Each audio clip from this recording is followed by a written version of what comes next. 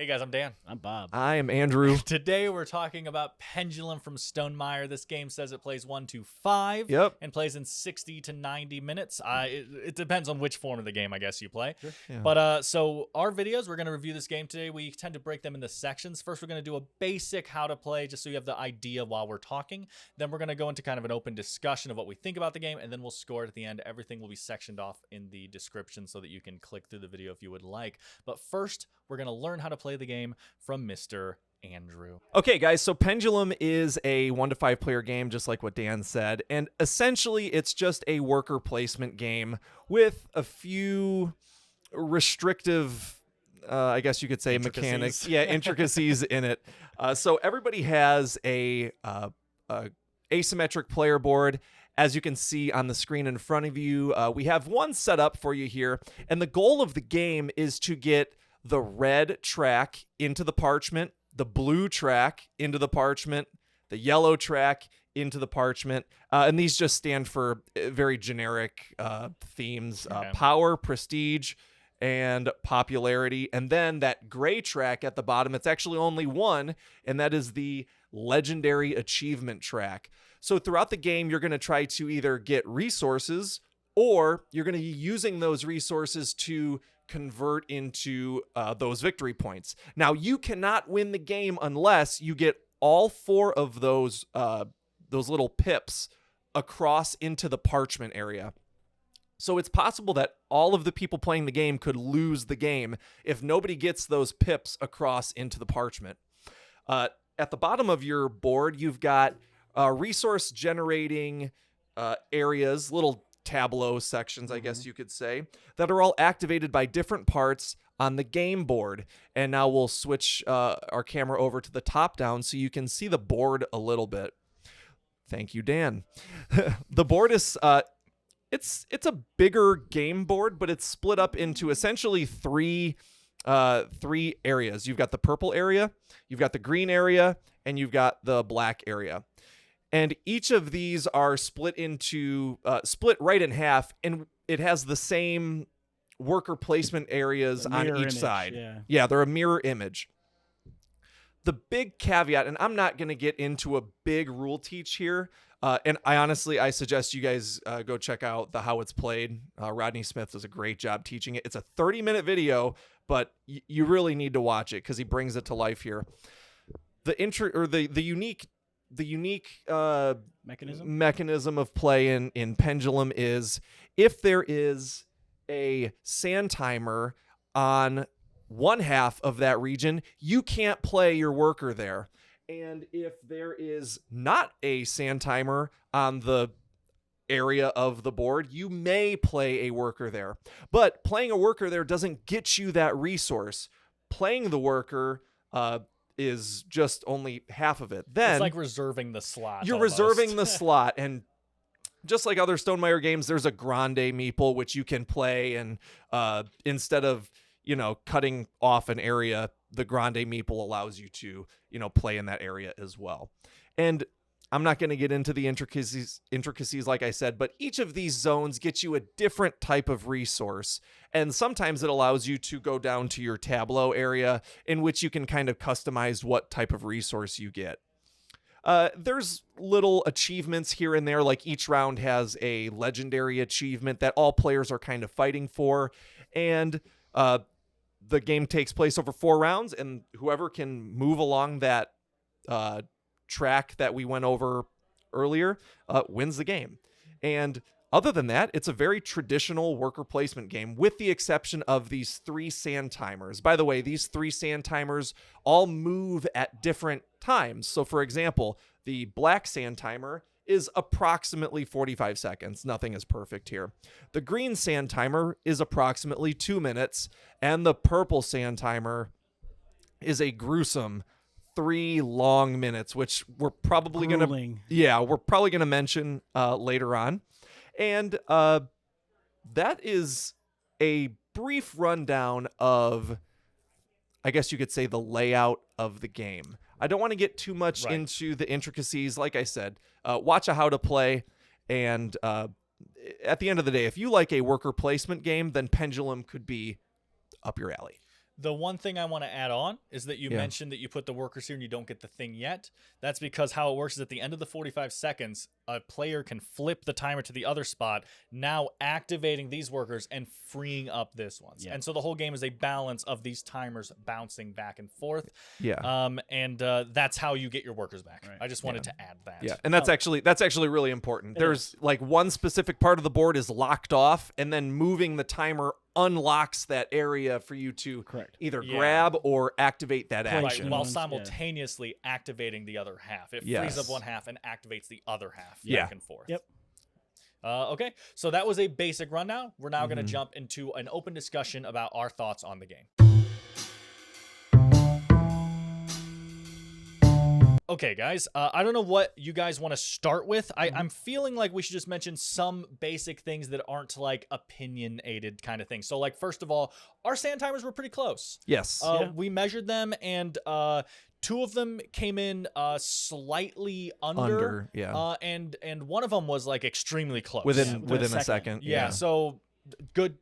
You know, when you go into a game like this knowing it's not gonna be perfect, and like you guys were saying during the game, it's just like, is that really 3 minutes? Yeah. The purple timer felt forever. But then you time it and you're like, okay, yeah. So it's just that in the heat of the moment, right? It feels kind of crazy. I think one time we did have a sand timer basically get clocked. Yeah, I think it happened twice. Yeah, so you gotta kind of tap it, make sure it's going. But that happens more and more with sand timers, I find these days. Yeah, this is kind of rough. Like there was one time I had to pick up the green one and just kind of tap it for a second, which obviously does eliminate like half a second, but you need the sand moving. Yeah. You know? Something we brought up is, and this is very Stonemaier fashion, I wish there was a little pouches of sand that you could have like unscrewed and like, oh, this like you could like add or remove sand to even customize the game a little bit, right? Because maybe 3 minutes is okay, guys. We're playing hardcore mode. This one's 2.5 minutes now. Yeah. So that's something. I mean, obviously you can buy, and they're not very expensive, the tiny little digital square timers, and then you could just have them sitting there counting down, right? Sure. But obviously the flipping is part of the tactile feel of the game, right? I wanted to show off, if you just slide one of these cards under that really quick, I wanted to kind of show. You could probably just that move is a big reach. Yeah, just move that thing out of the way. But yeah, so that card, when you get those cards, they lay under your player board under the matching icon, and then that's how you kind of upgrade your tableau. I just really like that, and I wanted you guys to kind of see that. Is that matching? No. There you go, like that. So now when you take that action, you get both rewards, right? So I just wanted to kind of show that off. To a max of 2 at the end of the. Well, you can have more during the main phase, but then during the console phase, which is like the kind of the wrap up, you have to go down to 2 unless you've got a card that says you can have more. Right.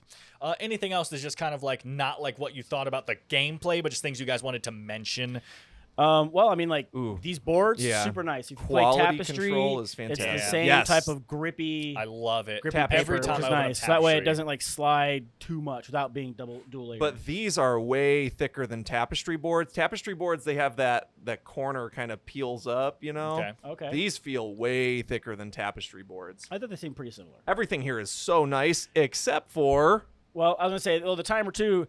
It's got a small, like, kind of base on it, and I felt like Dan kept knocking it over, like, trying to reach out. Yeah, this one was rough. Yeah, trying to reach around that. Yeah. And there's another game that we played that has almost exactly the same shape in the timer, and it makes it kind of top heavy. I want to tip. I would have liked a wider base. Yeah, I can't keep it from doing that. I can't decide if it's got to be for aesthetic. It has a gemmy looking. Yeah, but like this game doesn't have a lot of gems and stuff, you know. So I can't figure out if it's on purpose that it's like.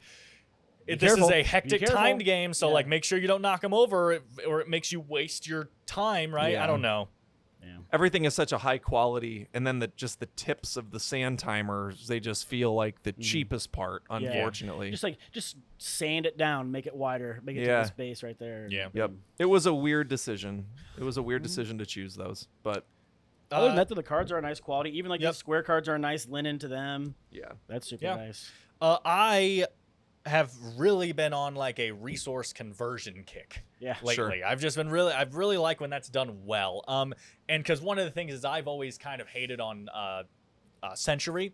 I know a lot of people love Century. I just don't get it. It feels like it feels like the Resource optimal conversion. move is always obvious, and you're just playing the obvious move to me.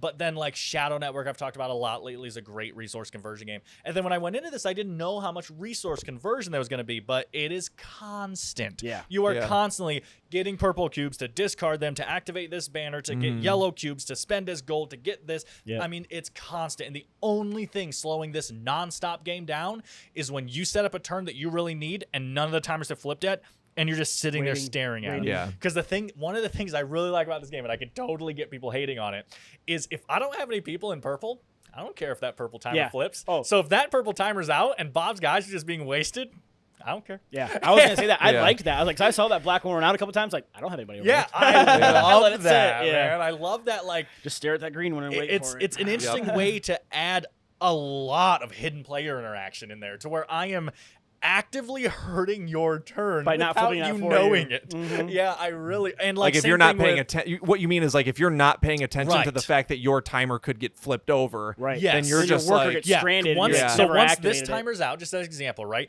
It could get flipped over here, and I now have access to this worker. But if I'm busy doing stuff over here and I don't notice that, and they don't have anyone here, they have no reason to waste Right. their time to flip it. And depending on how much time you waste, oh look, now I'm flipping it back this way. Now he's locked again. Exactly. And he's If stuck. that would be if he sits amazing if there- you went 4 minutes Well, without no, yeah, seeing but like your- a Yeah. 45-second one, Sure. that seconds, happens. yeah. yeah. But I really like what that little thing adds to the game of like thinking about, and also your decisions of sitting and being like, man, I don't really need that action right now, but like That's about to flip. it's about to free, flip. God. It's literally going to I'll take happen it. Yeah. instantly. Yeah. You know? Something I wish though is like the same resources on the top and the bottom. If we could just go back to the top down and maybe zoom in if we can. Like these are the same. Like for example, You if want we're them to be seeing, different? I wish they were different a little bit. Yeah, that maybe you would think like maybe an advanced board would have. Other different- side is Yeah. advanced or something. I know it's a Yeah. player count. And there's only a instead. few rule changes to the advanced form, which honestly, you only need to play the like we suggest you Right. like the. Well, yeah, and something We'll that we should actually get to mention- that in a minute, but yeah. I do wish that there was like an asymmetric board. I know that's like the popular word, right? But like different abilities on each side, and then lessen the timers. So like 30, a minute and a half. So then like you are interacting with more Sure. things. Now there's a lot of stuff on this board, but ideally you're playing a game more than once, right? And you're getting used to the board, and you're kind of knowing what you're going to be doing. exactly. An easy way to change it up would just be to print a chit. That's No, that 100%. long. Yeah. Boom, lay it I overlay. even think that Put that's little pieces why of it's cardboard. designed this Yeah. way, to have these cutouts Future and stuff. Is it expansions or looks something. like they wanted to do an expansion that overlays right, these. and then That's you what can it change looks them and like make them to me. asymmetrical. Sure. I know that this game did not have an incredible release. You know, Right. it's a very, still to this day, a very divisive game. Like Yeah. some people really love it, and some people just are like, I don't want to touch it. You know, and that's why we're talking about our opinion Yes. today. But so yeah, I think that is the idea, is to one day. Yeah. do that. That was the other thing I think and we we should wanted to show we can actually green screen that. There is an introductory version of the game with the timer track, and this eliminates all sand timer chaos altogether. And I mean, I'm just gonna say this: I did not like this. This didn't even feel like a game when we were using this. When we were playing with this variant, the new player variant. It even says in the rules some people prefer to play with this. Oh my goodness, it didn't even feel like a game. It felt like I was just kind of like in the old days where the computer, the telephone, like they were just moving things from like one thing to another. I felt like I was just doing Hold that. on, I'll It wasn't connect you. like- I was like, what am I doing? Hold on, Like I I'll didn't even connect feel like you. I was playing a game. Literally the first 3 seconds we flipped those timers and we did it. We played the version that is like the way you're supposed to. Well, Game was supposed to play. intended. Right. Yeah. I was like, oh, Andrew now literally- I see. So the black one runs out first, right? Andrew literally watched it run out, flipped it, and went, "Oh, I get it now." I get it. Well, I understood. I mean, the first first time we played it with the timer track, I was just like, man, this is because as you can see on our little overlay here, it tells you which When to flip, what when timer. to flip, which color, Right. and the timers Right, don't to matter. simulate the fact that Right. the black one's going to be Technically, flipping they more would than the flip then, green, and which will that flip would more than the That purple. would flip. Yeah. Yeah. But how did you guys feel about that? Because I felt it was. I was actually just going to go into it because your deep breath seemed a little bit more passionate than mine. Yeah, my deep breath was very I passionate. actually was enjoying it. I wasn't as strong as you. Because basically with that board, you're just playing a simple worker placement game that has a timing element where you know that, okay, green is flipping next. Yeah. So this round, I want to place a guy in green to activate it. Like, so it's just a worker placement game where you're watching the timing of things. When things are going to trigger. Yeah. But I much preferred with the timer. The second we started playing it, I was like, okay, because so what we did, right? You can play either way. We played it's a 4-round game. We played the first 2 rounds with the board and the second 2 rounds with the timer, so that we can get both feelings for you guys. And so that honestly, using that helped us learn the basic mechanics of the game without the get our hands moving a little bit. The panic sweat. Yeah. But anyway, Bob. No, like that was basically what I was gonna say. Yeah, it was nice to warm up with that. You learn how things are going to trigger, and you're like, okay, so when that's about to go, I want to put a guy here because that's when that's going to come over here and activate. So I can use him on the black one a few times because that's going to activate quickly, and then put up because like one time at the beginning, I put 2 people in the purple one, and I'm just like waiting for it, waiting for it. Yeah, so I took a while to realize I shouldn't do that. Something that I want to point out that is good game design, clever game design, but also it's pretty basic. It was the right decision. Was the black one, right? The one that flips the most is how you get your money. The other 2 that take longer to flip are how you spend your money. So you can be over here getting money multiple times by the time you then need to spend all that money up here. Right. Yeah. And that does feel really good, really fluid. Like it was well designed. How many times I can get. There were times when I put a guy down and then I realized I didn't have enough money and I was like, oh crap. Okay, I have enough time to hurry up and grab money. I had really to do quick, that too. From this. So and to be fair, while I would cut all of these down in the sand timers, you do have other stuff to do. So part of the teach I didn't really talk about is you are given 4 cards that allow you to convert resources into other resources, right? And all of them eventually go into your discard. But while there is enough time to be thinking about it, you can discard these and get resources, and then you can pick all of them back up by spending more resources, which I thought was a really cool idea because you could have a strategy where you're just gunning these down and you're just discarding these cards because these are really powerful cards. Well, and that was kind of Bob's character because 3 of his cards had no cost. It was just play for influence. I was play, and then like I had one big, I'm gaining 5 influence. I'll just do that. Yeah, then spend the influence, get it back, and do it all over again. Yeah. So I think this game started without these. I think the developer or I think the designer was like, I just wish I had something else to do while I'm waiting for these sand timers to run out. Right. And this was a good implementation. These cards that you can play, you can't access until you pay the price. And it's a big price too, so you want to play all of them before you scoop them all back up. I thought that was pretty cool, and it gave me something else to do while I was kind of waiting a lot sometimes. Yeah. Well, that was another thing is like don't play in the purple area because, man, 3 minutes has never felt so long. Yeah, my tactic was basically just to keep one worker that kept jumping in this zone. Yeah. So that I always had this one guy to fall back on if I was waiting on purple.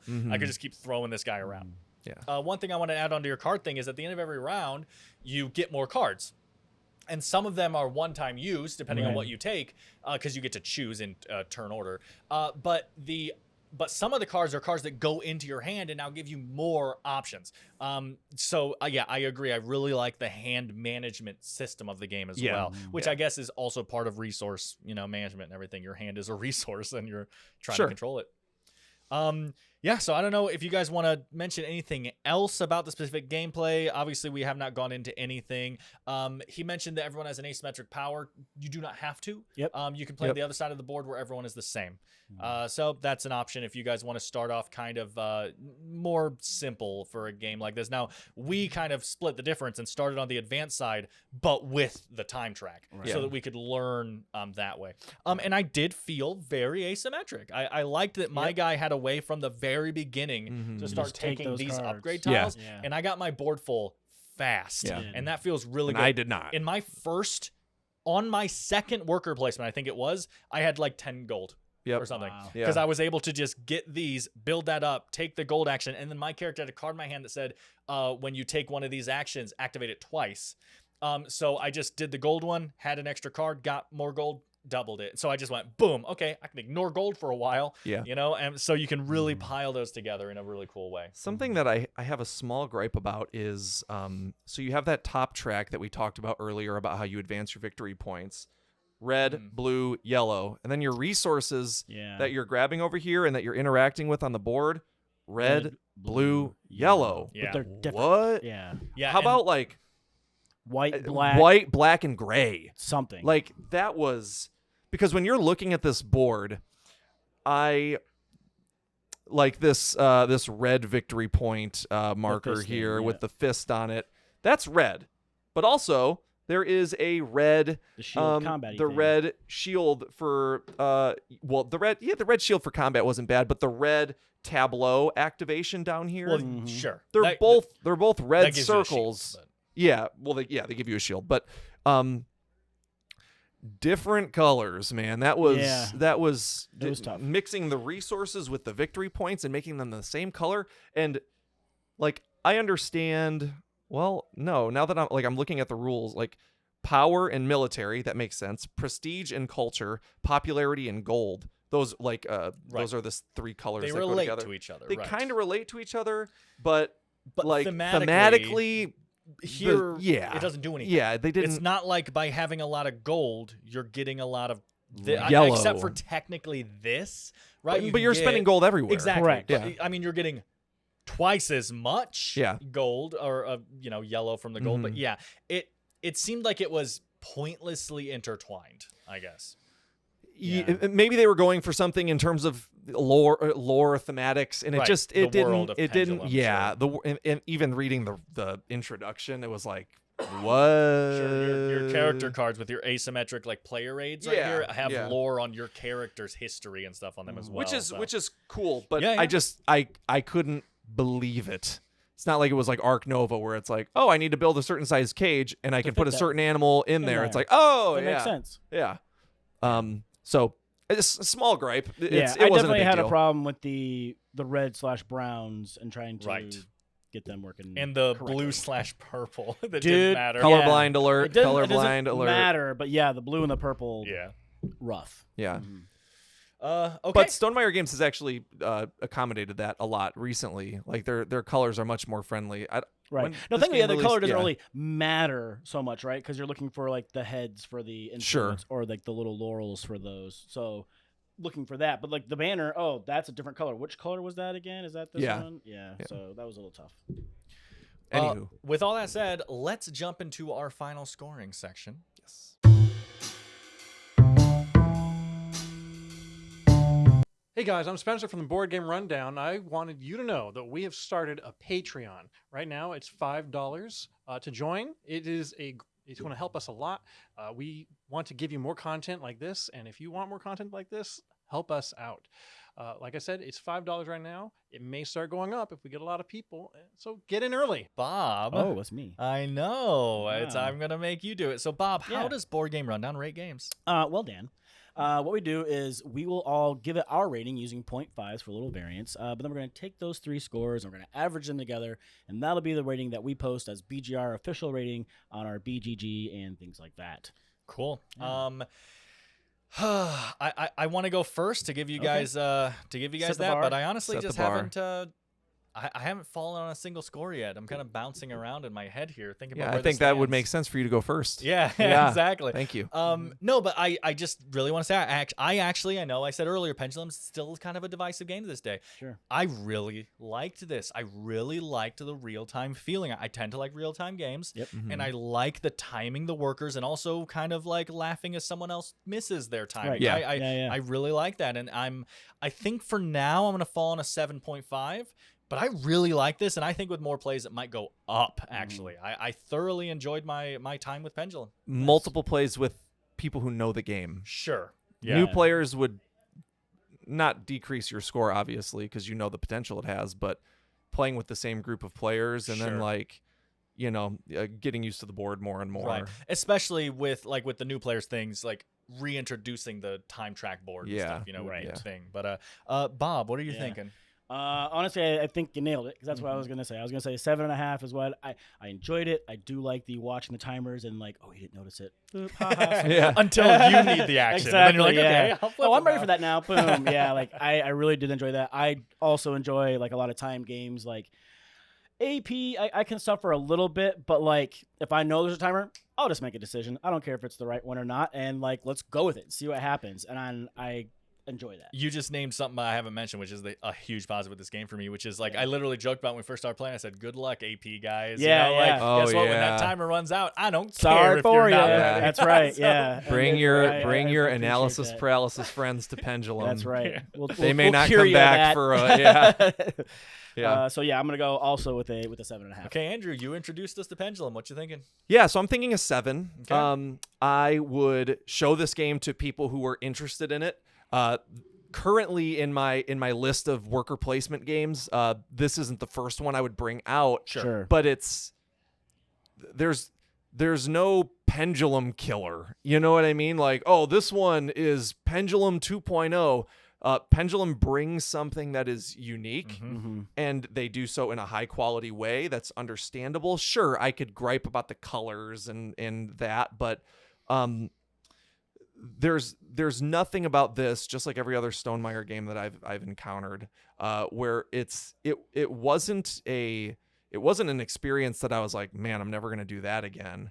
I just think there could be some tweaks here and there, and I know Stonemaier, when they choose games, they invest into those games. So I hope they weren't too discouraged by the divisiveness like you guys were talking about, and I hope they make some changes to this. Namely, I wish each section of the board had opposite sides. I wish the timers were maybe manipulatable or give us different timers so we can maybe customize our game a little bit. Okay. Other than that, like Dan, you brought up something that I didn't really think about, just the resource exchange in this game. The resource exchange in this game was great. It always felt good.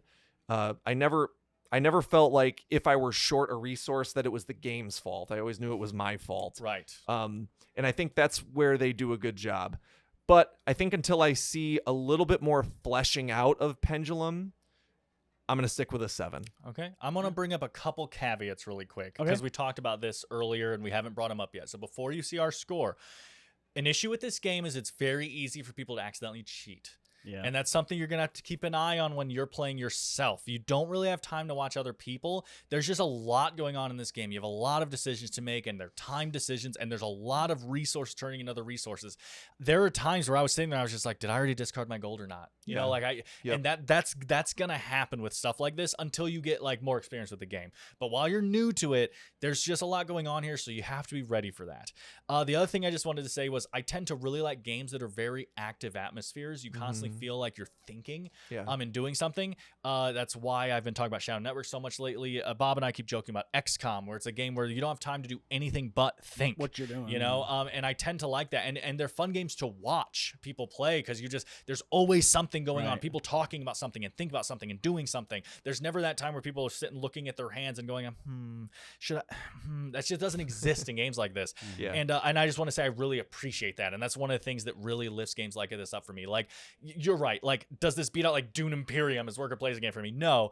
But like, and is it in my top 10 favorite worker placement games? I don't know. There's so many good ones.